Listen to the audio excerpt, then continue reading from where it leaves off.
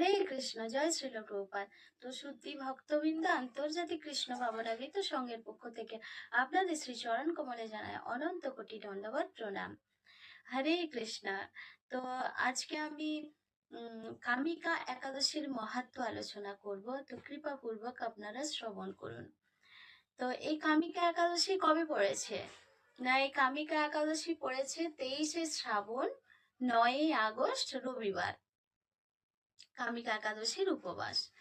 আর তারপর দিন অর্থাৎ 22শে শ্রাবণ, 10ই আগস্ট সোমবার, এই কামিকা একাদশীর পারণ ভোর 5টা 10 থেকে সকাল 8টা 2 মধ্যে। হরে কৃষ্ণ। তো আমি এখন কামিকা একাদশীর মাহাত্ম্য আলোচনা করছি। যে একদিন মহারাজ যুধিষ্ঠির ভগবান শ্রীকৃষ্ণকে বললেন যে, হে গোবিন্দ, হে বাসুদেব, শ্রাবণ মাসের যে কৃষ্ণপক্ষের একাদশীর নাম এবং মাহাত্ম্য সবিস্তারে আমার কাছে বর্ণনা করুন, তা শুনতে আমি অত্যন্ত কৌতূহলী।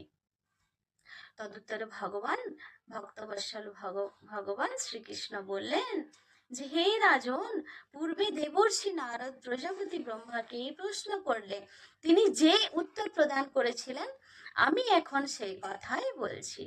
আপনি মনোযোগ সহকারে তা শ্রবণ করুন। তো এক সময় ব্রহ্মার কাছে ভক্ত শ্রেষ্ঠ নারদ মুনি জিজ্ঞাসা করলেন যে, হে ভগবান, শ্রাবণ মাসের কৃষ্ণপক্ষে একাদশীর নাম কি, এর আরাধ্য দেবতা কে, সেই ব্রতের বিধি বা কিরকম, এবং এই ব্রতের ফলে কি পুণ্য লাভ হয়, তা সবিশেষ জানতে ইচ্ছা করি। আপনি কৃপা করে আমাকে তা জানালে আমার জীবন ধন্য হবে। তখন শ্রী নারদ মুনির কথা শুনে তখন প্রজাপতি ব্রহ্মা অত্যন্ত সন্তুষ্ট হলেন। তিনি বললেন যে, হে বৎস, জগৎ জীবের মঙ্গলের জন্য আমি তোমার প্রশ্নের যথাযথ উত্তর দিচ্ছি, তুমি তা শ্রবণ করো। তো এই শ্রাবণ মাসের কৃষ্ণপক্ষে একাদশী কামিকা নামে জগতে প্রসিদ্ধা। এই একাদশীর মাহাত্ম্য শ্রবণে বাজপেয় যজ্ঞের ফল লাভ হয়। হরি বল। ভগবান শ্রীহরির পূজা অর্চনা অপরিমিত পূর্ণ ফল প্রদান করে। গঙ্গা, গোদাবরী, কাশী, নৈমিষারণ্য, পুষ্কর ইত্যাদি তীর্থ দর্শনের সমস্ত ফল একমাত্র কৃষ্ণ পূজার মাধ্যমে কোটি গুণ লাভ করা যায়। হরি বল। এছাড়া সাগর ও অরণ্যযুক্ত পৃথিবী দানের ফল, দুগ্ধবতী গাভী দানের ফল অনায়াসে ব্রত পালনে লাভ করা যায়। যারা পাপ পূর্ণ সাগরে নিমগ্ন, এই ব্রতই তাদের উদ্ধারের একমাত্র সহজ উপায়। এইরকম পবিত্র পাপনাশক শ্রেষ্ঠ ব্রত আর জগতে নেই। শ্রীহরি স্বয়ং এই মাহাত্ম্য কীর্তন করেছেন। আর রাত্রি জাগরণ করে যারা এই ব্রত পালন করেন, তারা কখনো দুঃখ দুর্দশাগ্রস্ত হন না। এই ব্রত পালনকারী কখনো নিম্নজনী প্রাপ্ত হন না। কেশব প্রিয়া তুলসী পত্রে যিনি শ্রীহরির পূজা করেন, পদ্ম পাতার জলের মতো তিনি পাপে নির্লিপ্ত থাকেন।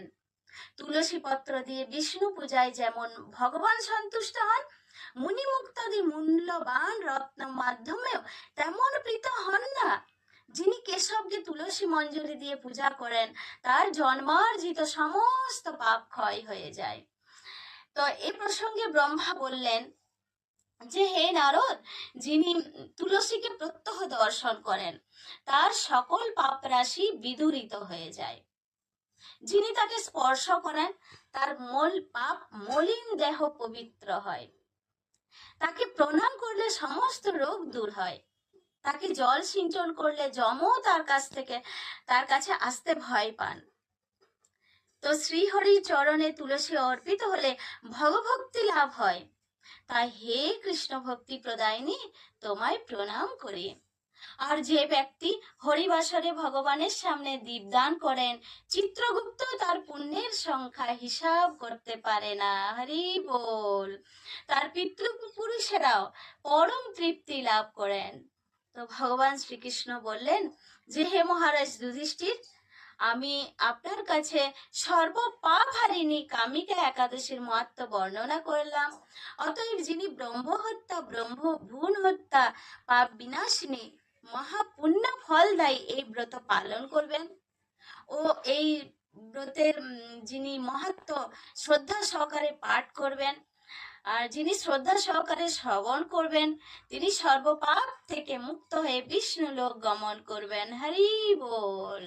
তো শুধু ভক্তবৃন্দ, আপনারাও এই কামিকা একাদশীর মাহাত্ম্য আনন্দ সহকারে পালন করুন এবং এই একাদশী ব্রত পালনে সকলকে উৎসাহিত করুন, তারাও যেন একাদশী ব্রত পালন করেন সকলে। হরে কৃষ্ণ মহামন্ত্র জপ করুন, হরে কৃষ্ণ মহামন্ত্র জপ করে নিজের জীবনকে আনন্দময় সুখময় করে তুলুন। হরে কৃষ্ণ কৃষ্ণ কৃষ্ণ হরে হরে, হরে রাম রাম রাম হরে হরে। কামিকা একাদশীর মাহাত্ম্য কি জয়। জগৎগুরু শিল প্রভুপাদ কি জয়। অনন্ত কোটি বৈষ্ণব ভক্ত বৃন্দ কি জয়। নিতাই গৌর প্রেমানন্দে হরি হরি বল।